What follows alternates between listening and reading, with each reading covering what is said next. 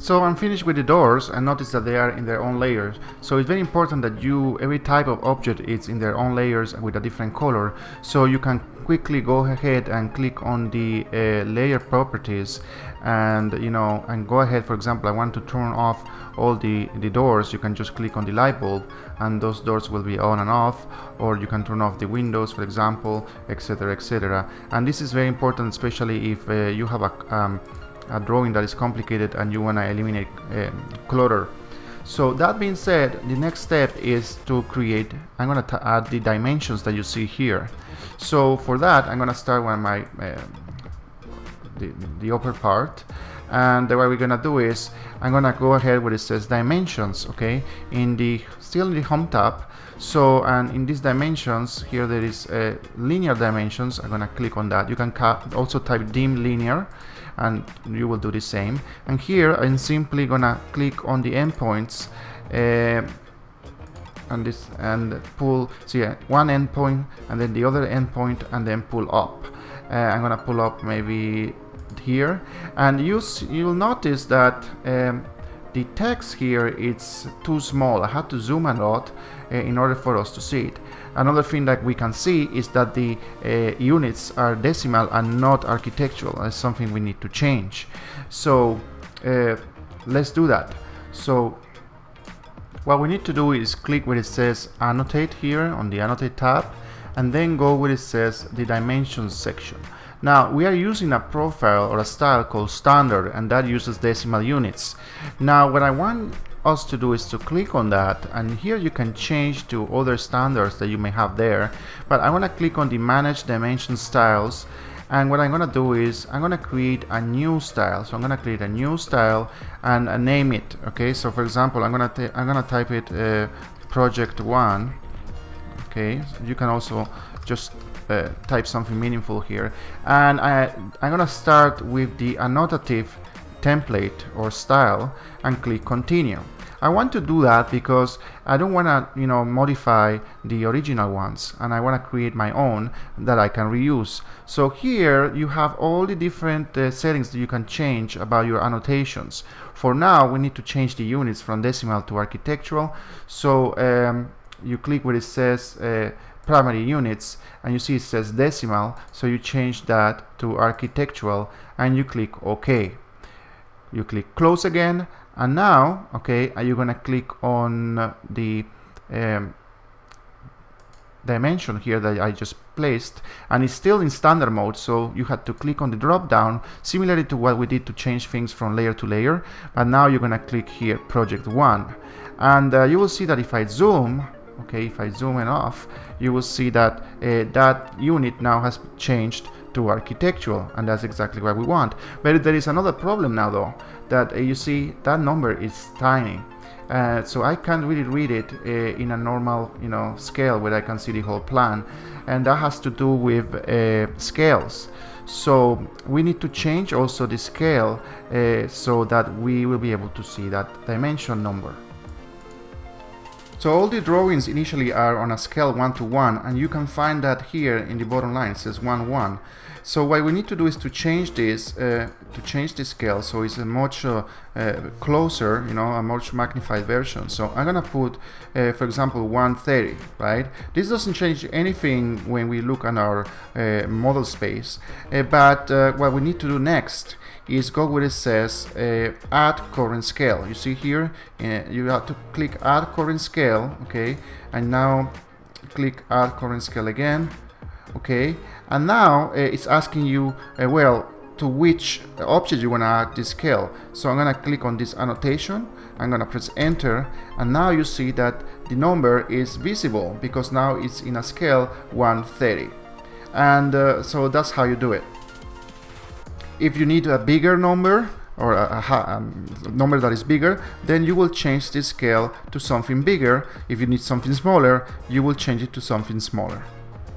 Once I have done that, change the scale and also the style of my dimension so it's visible in my drawing, I just continue creating dimensions. So I'm going to click on the dimension icon, or DIM, and I'm going to go ahead and click on the edges here this and this, and then put it up. So this is one thing I want to show you, that I don't want to go just up. What I'm gonna go is try to use the end point here, so my dimension lines are parallel to each other. So I'm gonna continue doing this, and I can press spacebar to, let's see, I'm gonna type dimensions again, and I'm gonna go from here all the way here to this endpoint, and then I click here, and then, you know, I can continue doing this. Well, here I kind of skipped one dimension here, so let's do that again. I'm gonna click and delete. That's how you do to delete dimensions. And I'm gonna click again on the dimensions. I'm gonna click here, and I'm gonna put it over here. This is the one that we wanted to. I'm just trying to follow the drawing, so it's more similar to it. Okay, and then I'm gonna press spacebar again. Oops, and you have to be careful to not snap in the wrong place here. So dimension and the endpoint, and then here this endpoint, and then go here. I'm gonna use this endpoint to align it. Alright, so I'm gonna do the same thing for the right side. So I press dimensions, then again on this endpoint, and I'm gonna go all the way down here, and I'm gonna pull over here 1480. Then I'm gonna zoom out, and I'm gonna call again my dimension command from this edge to this edge. It's gonna be 5.3, and I go here, spacebar to call again my dimension command from here to here, that's 11. And then on my bottom side here, from here all the way to the end of the room, which is about here, it's 19.4. And then again from here, let's see, from here, and I'm doing it zoomed out, so it's a little bit harder this way, and I click here. Okay, but I want to do it this way so you can see it well. And then from here all the way to here. Alright, and then I'm gonna continue here on this side, spacebar. Oh, and I noticed that I actually made a mistake here. You see, that's why we had this weird dimension. So let's go ahead and delete it. So select delete. I'm gonna call it again. Just have to make sure that I'm typing here. All right, that's good.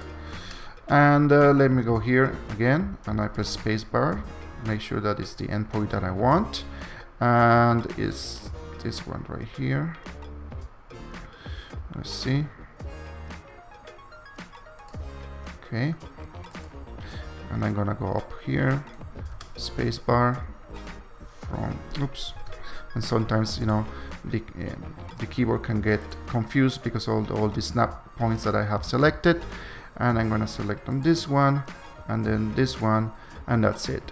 Well, and that's how you do it. Now I'm gonna make a zoom, window zoom, so you can see everything in perspective and zoomed in. And that's it. We have all dimensions. The last step you should do is create a new layer for the dimensions. So I'm gonna do that. I'm gonna go to the Home tab, Layers Property.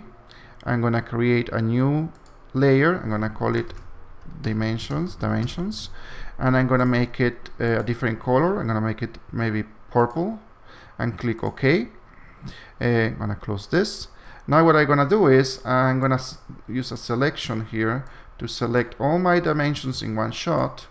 I want to do that, and then I'm selecting the layers dimensions, and that's it.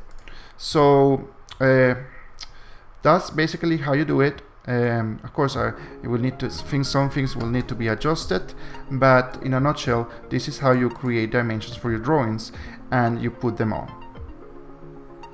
So the next step is to add the labels here, or the text in each room. So, and we're gonna have the same issue that we had with the annotations scale. So what we need to do is first go where it says, you know, the annotate tab, and then in the text area, I'm gonna create a new style instead of you just using the standard. So I click on manage text style, and I'm gonna click on you know, based on the annotative, I'm gonna click on new, and I'm gonna call it you know, P1, just project 1, and click OK. Now here I'm just gonna leave the default, but it just is important that you select annotative okay, and then click close.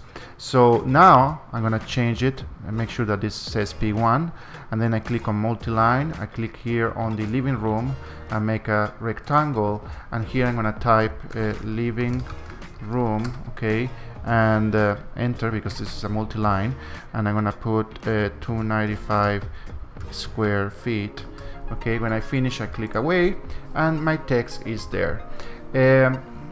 If you need to change it, when you click it, it's tiny, then all you have to do is make sure you have the appropriate scale here, then add current scale, click on the annotation and press enter, and that will change it to the size that you want. So same thing that we did with the annotations, with the dimensions. Just make sure that the style of your text is annotative, so you can do that. So I'm gonna do the same is done, you know, I have it here. I can click it, and you know, to move it, I have a grip, so I can go ahead and move it wherever I want. I'm gonna press my auto off, so you can position it, and the same is done for all the rooms. So that's basically it, guys. That's how you create a floor plan using AutoCAD. I hope you enjoyed this video series. It has been done, you know, very slowly for people that had never used AutoCAD before. So if you like it, please don't forget to subscribe to that channel. That's the way to support me and encourage me to create more videos. Thank you so much.